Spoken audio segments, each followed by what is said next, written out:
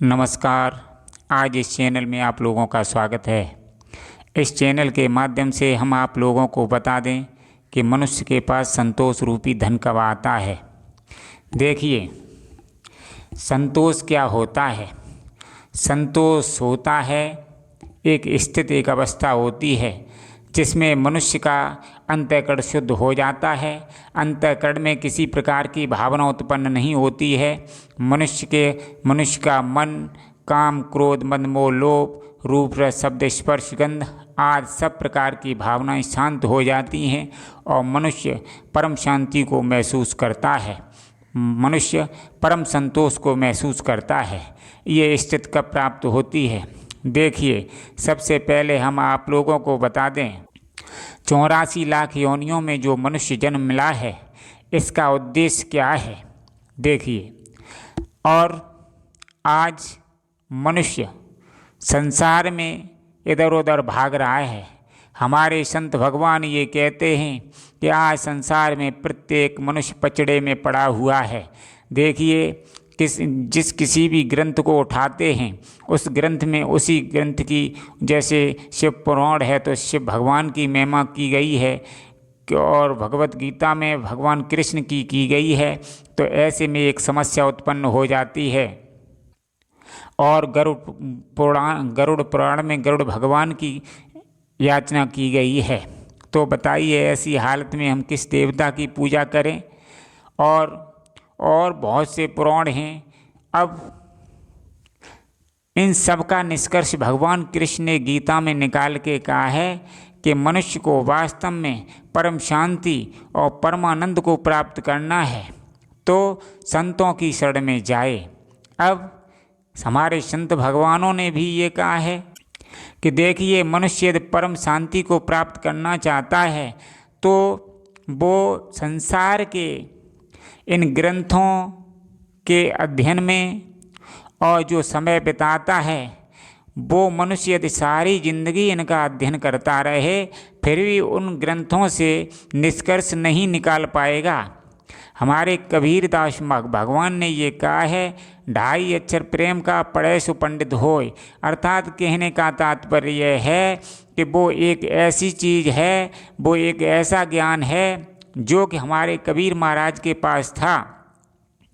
तो उस ज्ञान को यदि मनुष्य प्राप्त कर जाता है तो क्या होता है, तो उसे अध्ययन नहीं करना पड़ता है, वेद नहीं पढ़ने पड़ते हैं, शास्त्र नहीं पढ़ने पड़ते हैं, किसी भी देवता की आराधना नहीं करनी पड़ती है। सिर्फ इसमें गुरु यदि मिल गए और सच्चा ज्ञान प्राप्त हो गया तो क्या होगा कि वास्तव में सच्चे ज्ञान प्राप्त होने के बाद क्या होगा कि वो मनुष्य जब सुबह शाम ध्यान करेगा तो सारे वेद, शास्त्र, पुराण और गीता का रहस्य उस मनुष्य के अंदर हृदय में प्रकट हो जाएगा। गुरु की कृपा से सब कुछ हृदय में प्रकट हो जाएगा। यही सच्चा ज्ञान है। जब मनुष्य को किसी सच्चे सद्गुरु की प्राप्त हो जाती है और सच्चा ज्ञान प्राप्त हो जाता है तो क्या होता है कि मनुष्य जब सच्चा ज्ञान प्राप्त कर लेता है और उस ज्ञान को अपने जीवन में उतारता है, सुबह शाम जब ध्यान करता है तो उस मनुष्य का जीवन बदलने लगता है और वो मनुष्य परम शांति को प्राप्त हो जाता है। अब क्या होता है, देखिए, परम शांति ही नहीं प्राप्त होती है, सच्चा ज्ञान कौन सा है जो हमारे कबीर महाराज पर था, तुलसीदास महाराज पर था, बड़े बड़े संतों पर था, वो ही आज भी ज्ञान है, मौजूद है। वो जब ज्ञान प्राप्त होता है मनुष्य को तो क्या होता है, उसका जीवन बदलने लगता है, अंदर के विचार बदलने लगते हैं, स्वभाव बदलने लगता है, सब कुछ बदल जाता है और वो मनुष्य कर्मों से मुक्त हो जाता है और उसके अंदर ज्ञान की धारा प्रकट हो जाती है और वो परम शक्ति में लीन हो जाता है, परमात्मा को प्राप्त हो जाता है, परम गति को प्राप्त कर लेता है, मोक्ष को प्राप्त कर लेता है। स्थायी शांति और परमानंद की बात तो क्या, वो समस्त शांतियों को प्राप्त कर लेता है। लेकिन ये कैसे संभव है? ये तभी संभव है जब मनुष्य सच्चे ज्ञान से जुड़ता है। आज मनुष्य अध्यात्म से नहीं जुड़ना चाहता है। मनुष्य कहता है ये जो समाज चल रहा है वो अच्छा चल रहा है, तो कृपया करके ये ध्यान रखना, ये समाज में कुछ नहीं रखा है, इसमें भाग दौड़ के अलावा कुछ भी मनुष्य को प्राप्त होने वाला नहीं है। इसमें सारा जीवन मनुष्य का चला जाएगा, लेकिन भाग दौड़ से मुक्त नहीं हो पाएगा।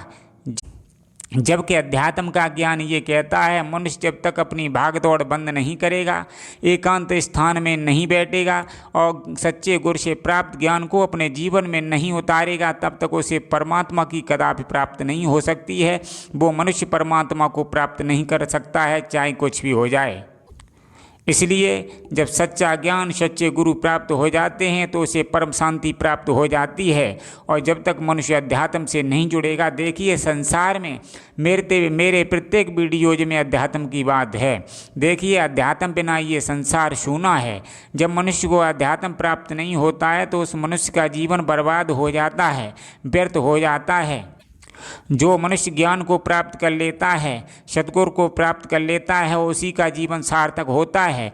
जो मनुष्य धन कमाने में जीवन व्यतीत कर देता है और ऐसा ही लगा रहता है, मौत के उपरांत नरक यातनाएं भुगतता है और 84 लाख योनियों में चला जाता है, फिर पता नहीं कब इस मनुष्य जन्म को दोबारा प्राप्त करे।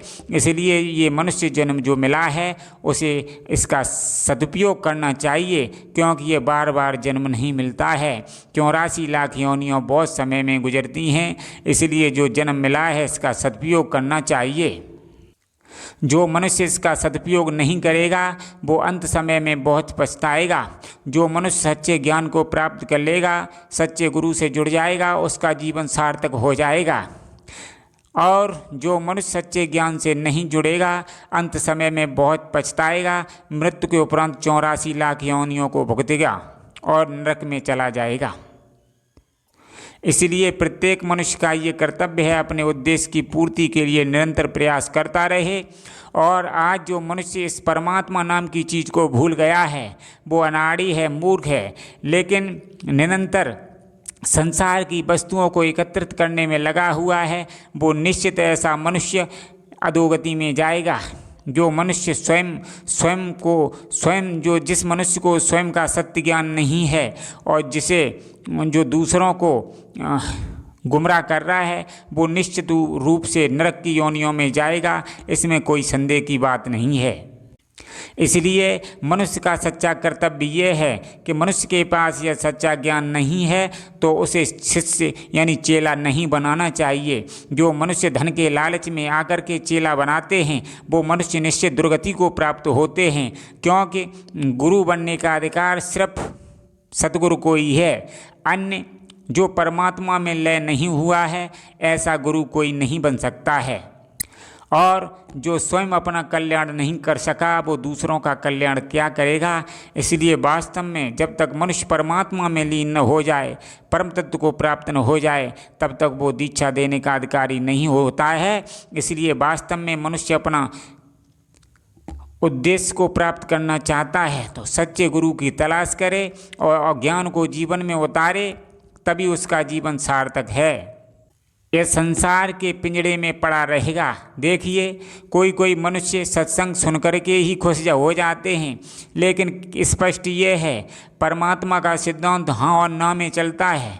जिस प्रकार एक चिटकनी को दबाने से बल्ब प्रकाश देने लगता है और चिटकनी को जब तक ऑन नहीं करेंगे तब तक बल्ब प्रकाश नहीं देगा, इसी प्रकार जब तक परमात्मा की भक्ति नहीं करेंगे परमात्मा अंदर प्रकट नहीं होगा। और देखिए सत्संग ये स्पष्ट कह रहा है कि हमें सुन करके तुम जीवन इसी में बर्बाद न कर डालो, सत्संग भी सुनो और ध्यान भी करो। आप ध्यान नहीं करोगे, सत्संग ही सुनते रहोगे तो इसमें समय बर्बाद होगा। इसलिए परमात्मा को प्राप्त करने का मनुष्य को पूरा प्रयत्न करना चाहिए, तभी जीवन सार्थक होता है और अन्यथा जीवन बर्बाद हो जाता है। तो जो मनुष्य परमात्मा के मार्ग पर चलते हैं उन्हें संतोष रूपी परम धन प्राप्त हो जाता है। संतोष रूपी परम धन अध्ययन करने से प्राप्त नहीं होगा, जबकि ध्यान करने से होगा, अध्यात्म में चलने से होगा। इसके अलावा संतोष रूपी धन किसी प्रकार प्राप्त होने की संभावना नहीं है। इसलिए जो मनुष्य अपना कल्याण चाहते हैं वास्तव में उन्हें अध्यात्म से जुड़ना पड़ेगा, तभी उन्हें संतोष रूपी धन प्राप्त होगा। धन्यवाद मित्रों।